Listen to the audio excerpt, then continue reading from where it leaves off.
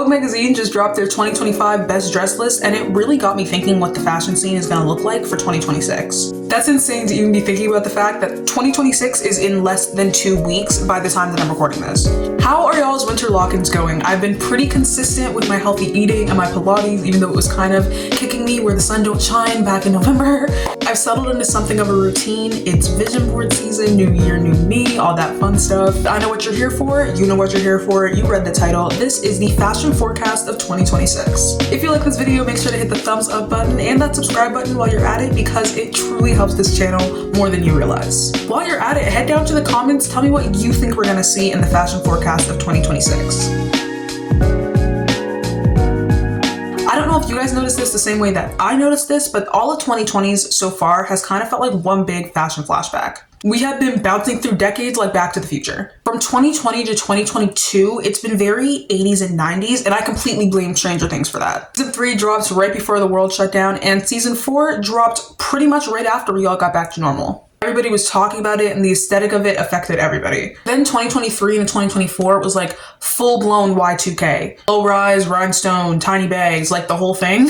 And now I'm seeing a really unexpected influence from like the 1920s in our fashion world for some reason. Like the Roaring 20s, Miss Great Gatsby herself. Before you call me crazy, I need you to take a look at some of the biggest fashion moments in 2025. Specifically, the Met Gala. The Met Gala theme for this year was tailoring black style. I kept seeing really strong parallels between these looks and some of the looks from the 1920s, especially the black dandyism. I want to pause here for a second just to acknowledge the fact that I'm a little bit afraid of black dandyism becoming a trend. Only because I don't want it to get watered down, repackaged, whitewashed, taken from its roots. Like, I'm genuinely afraid of that, because that seems to happen every time a trend comes from any culture ever. Anytime cultural fashion gets mainstream attention, I feel like it gets renamed, repackaged, yada, yada, yada, whatever. As it starts getting more into mainstream media, I feel like we need to keep in mind where it came from. But I digress. I want to look at the 1920s parallels that I think are really going to be making their way into 2026 fashion. Louis Hamilton being at the Met Gala really caught me off guard for some reason. Like, I did not expect Little Miss Formula 1 to gag me like that, but here we are. The newsboy hat is what initially caught my attention. I thought that that was super cute. Alongside that tailcoat, I thought they both had very 1920 menswear vibes. Once you see the influence, you kind of can't unsee it. Whoopi Goldberg, Carrie Young, Jenny with her pearls, Miss Tiana Taylor gagging me to filth, as well as Mother Megan Thee Stallion. But Callum Turner and Dua Lipa really sealed the deal for me. I mean, Dua Lipa is literally dressed head to toe like a modern flapper girl from the 1920s. It had to have been intentional. The 1920s really liked boxy silhouettes. They hated a curve, they loved a good hat, and the girls loved their pearls. They liked rich colors and those old money plaids and patterns that we see today. It's coming back around. I see it coming back around. We're gonna see a lot of hats this year. I feel like even in like everyday consumers, I think hats are gonna be coming back in fashion. Like Sunday best church lady brim hats. And it wasn't just red carpets. Look at Fashion Week. Winter and spring, there were boxy shapes everywhere. Ralph Lauren, heirloom, that whole tailored but snug kind of thing. What's funny is that in the actual 1920s, men's suits were far more tailored than women's dresses. Now we've kind of flipped it. I mean, we like a looser suit jacket. We enjoy a bit more of a relaxed silhouette. Ralph Lauren's FW 25-26 collection really showed that off. Something else I can't ignore, visible lingerie is everywhere for some reason. Chloe, Versace, Stella McCartney, and you've seen it outside of runways too. A certain blonde pop star on tour wearing outfits that show a little bit more than they cover. We love you, Sabrina. And no, I do not think that we are about to all start walking around in our underwear, but I do think the idea of night tops is changing. Same way that corsets had their moment, I think bodysuits are about to get way more intentional and romantic. Like the lace and the mesh and the sheer panels, I think you see the vision. And with that comes the return of romantic, soft but sexy fabric. The lace, the silk, the chiffon, very girly, very dramatic.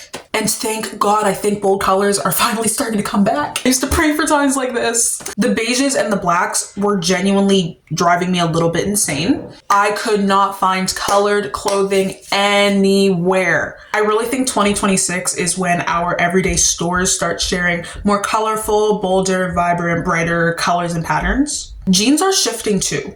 Just like a little bit. I don't think baggy jeans are going anywhere, and neither is that distressed look that we've all loved, but I think darker washes are coming back into style, especially the more even tones. I don't think we're gonna see as many distressed jeans or as many bleached looks as we used to see in the past. Speaking of things that aren't going anywhere, baggy jeans, chunky jewelry, all of that will still be well and alive in the big 2-6. And yes, Y2K is surviving too, but I think it's changing. The 2020s version of Y2K was kind of muted for everyday wear, dare I say censored.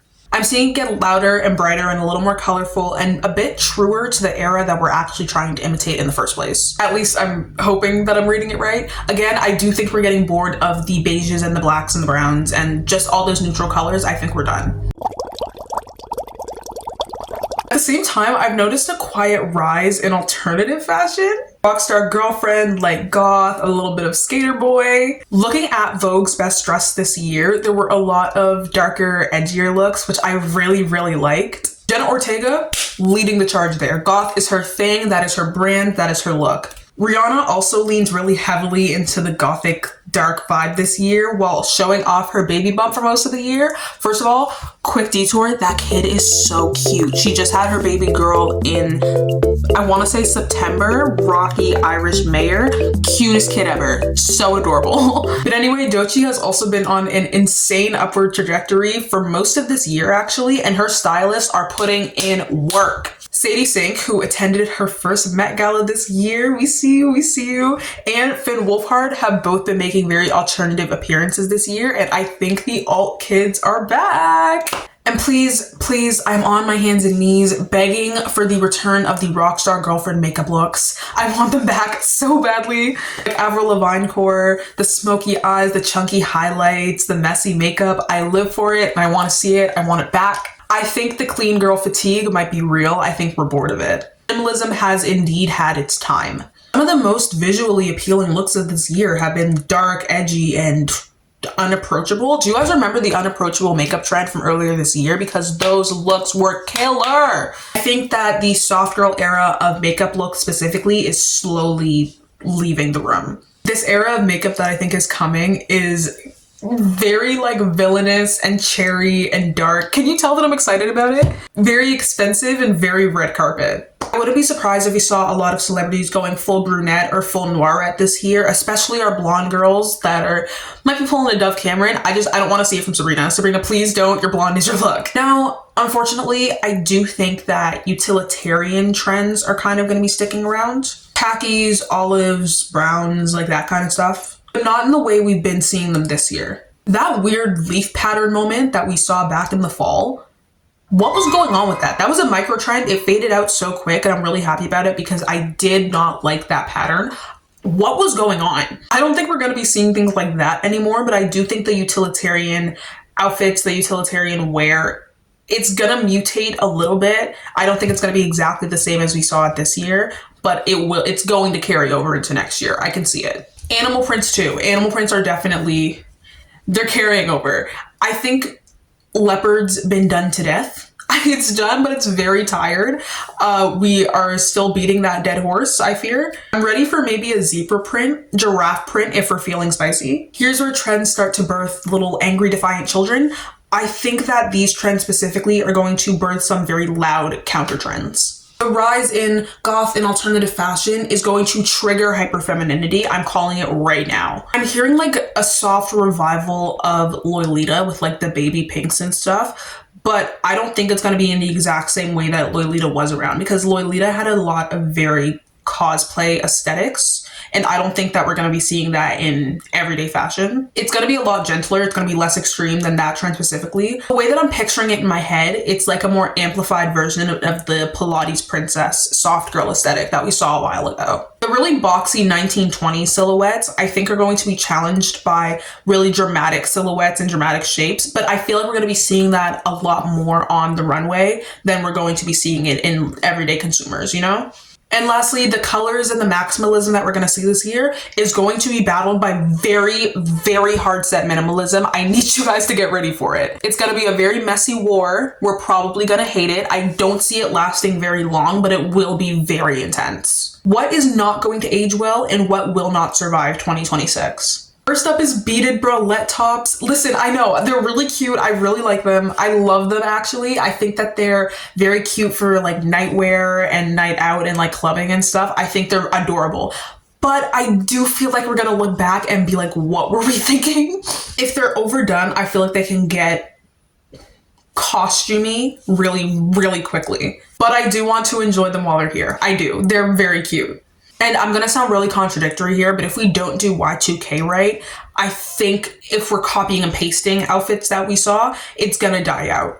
I think we're gonna look back and cringe that we were copy pasting the looks of, you know, Gilmore Girls characters or Gossip Girl characters. Like, I don't think it's gonna last if we don't let it evolve. If we try to hold on too tight to the Y2K aesthetic the way that it's been in past years, I think it might just die out, to be quite honest. Only wild here, clean girl aesthetic is not surviving the big 2-6. It's not happening. It's been on life support for a hot minute, but I do think it's dead. I do. It relies on minimalism to survive, and I think that we as a society are past that point. I have no problem with the clean girl aesthetic. I actually do think that it's really nice that people are leaving the house with natural, no makeup looks, but I think a lot of people are not enjoying it anymore. It's not really my aesthetic either. Like, I think for everyday wear, we're gonna be moving past the matching workout sets and the no makeup look. I think we're done. I think we're done. Those are probably gonna end up staying at the gym.